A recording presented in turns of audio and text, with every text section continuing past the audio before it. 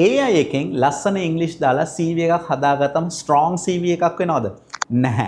මේ මෑතකදී ග්‍රැජුවේට් කෙනෙක් CV එකේ දාලා තිබ්බා spearheaded cross functional strategic initiative කියලා. ඉන්ටර්වියු එකේදී ඒක එක්ස්ප්ලেইন කරන්න කියලා කිව්වම එයාට ඒ වාක්‍යයේ තේරුමවත් හරියට කියා ගන්න බැරි වුණා.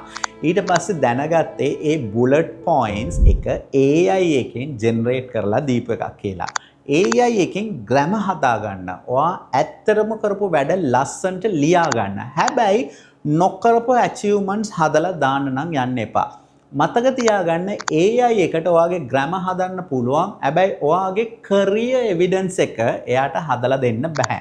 මේක ලංකාවේ job seekersලා විශ්වාස කරන CV myth 10න් එකක් විතරයි. ඉතිරි myths 9 recruiter examples එක දැනගන්න පහලින් තියෙන ලින්ක් එක ක්ලික් කරලා ෆුල් වීඩියෝ එක හදම බලන්න.